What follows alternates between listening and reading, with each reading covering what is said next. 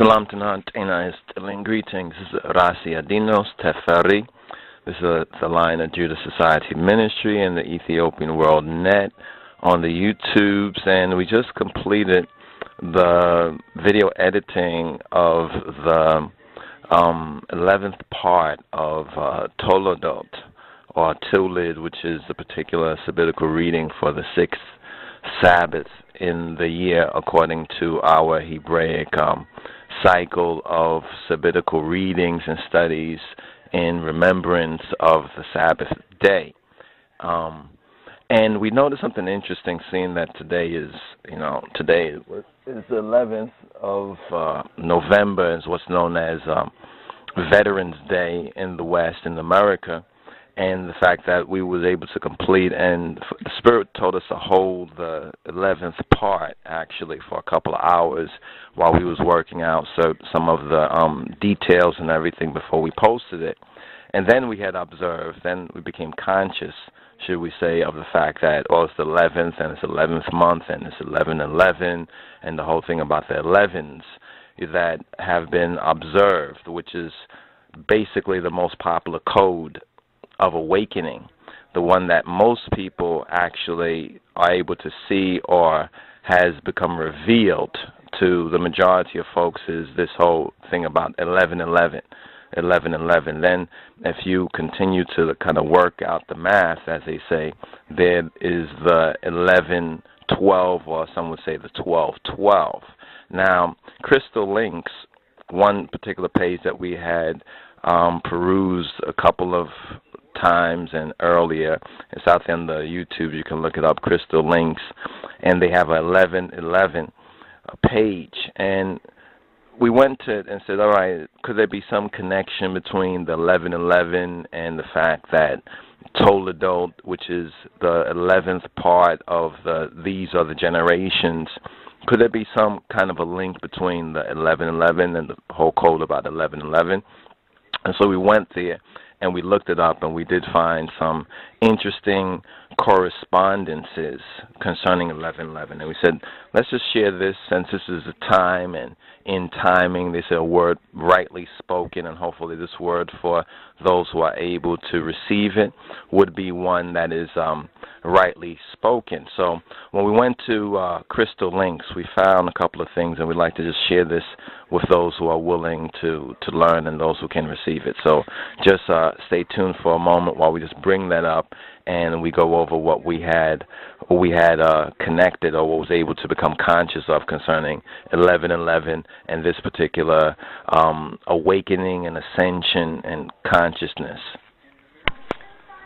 So Crystal Links, crystallinks.com has a page 11/11 through 12/12, and they title this Stargate Energies, and they say that the most popular code of awakening, the one that most people see, is 11/11. This represents, they say, the spiraling twin strands of human DNA coming into consciousness. Now, when we just pause it right there based on what we have learned and have been reminded of in our studies and in the reading, this particular sabbatical reading concerning the twins, because basically this particular study and the 11 parts of the Toledot studies concerns the twins, or Yaakov and Esau, or some would say Esau and Yaakov, or the Jacob and Esau code, and then how that is connected in the Kamite mythos or mythology, the ancient mythos, which is the background, or as the context, the proper context to the Bible and the proper context to the first 5 books of our Coptic Hebraic brother Muse, or the one most known as Moses of the Bible fame. And in this particular reading and study, it concerns the twins. And these twins, Jacob and Esau, which is related to the Egyptian wisdom concerning Horus and Sut, or Sut and Horus. And some who have studied Egyptology will note and be reminded of the fact that in the earlier mythos, or the more ancient Egyptology, for lack of a better word, but in the more ancient times concerning ancient Egypt, that actually Sut or Seth or Shet, you understand, as its name is variously pronounced, was actually a good figure.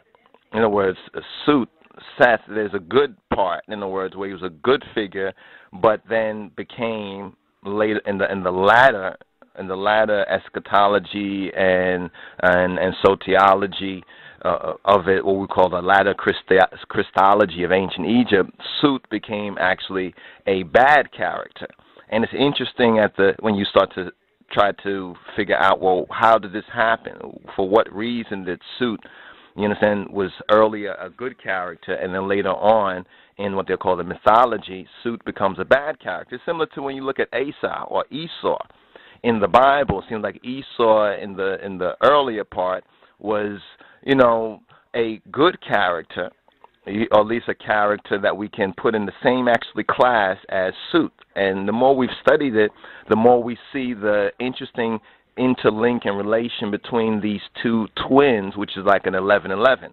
And as you go further in the Torah studies of the Hebrew and the Ethiopic Genesis, the thing that you will find is that there was this, after this initial breakup between the two brothers concerning the whole birthright and the blessing matters, concerning the two B's, birthright and blessing, which is in a sense another kind of a twinning of the birthright and the blessing that occurs later on, you will find that they actually unite again. And then also in ancient Egypt, there is this union between one time where Sut and Horus and Sut is kind of like, or the opposites, the twins are actually working together. And we know that ancient Egypt itself, or Kemet, or really Kubit, or Egypt, was also twin. There was the upper and the lower Egypt, and not just referring to the physical upper and lower Egypt, but there was the so-called mundane Egypt of this world, and then there was the other Egypt, or the lower Egypt, called the Amenta,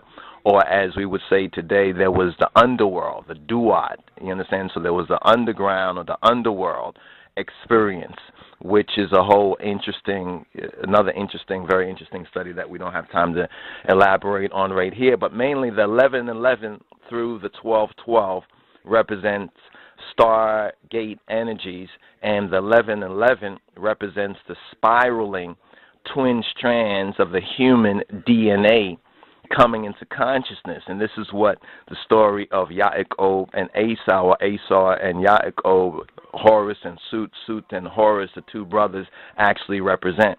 Then 11-11 also equals 4, you know, when you basically add it up, 4. And 4 is said to equals the 4 dimensions. And the 4 dimensions make up what we know as time. And then now the real connection of Sut and Horus, or Esau and Yaakov, as myth, or based on its types, based on what is really the foundation of the whole matter, is concerning timekeeping.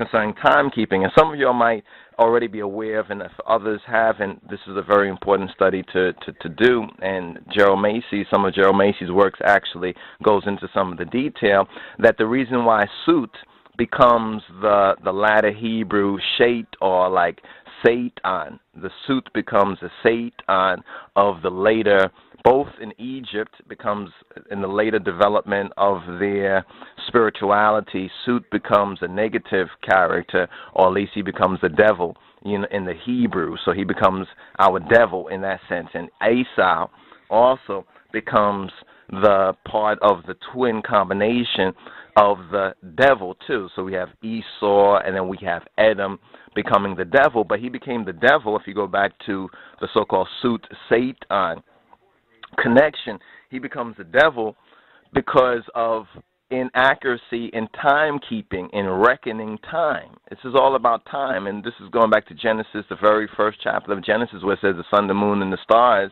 were basically put there for as signs, and for seasons, and for days, and for years. So the first reckoner of time we find to be Sut. You understand? Sut becomes the first reckoner of time, but his timekeeping being based on the star, at first the star reckoning, then secondarily the lunar reckoning, and then thirdly the solar. When we get into the solar, then we get into the more accuracy of it when we get into the solar child. So we have the twins also can represent the lunar on one hand and the solar, and the lunar being before the solar, and the lunar also being linked to the mother, and then the solar being linked to the establishment of the fatherhood. But the interesting point, once again, about 1111 is the four dimension, or the fourth dimension, some would say, but in reference to time keeping, in reference to time. In other words, ask yourself, what time is it really?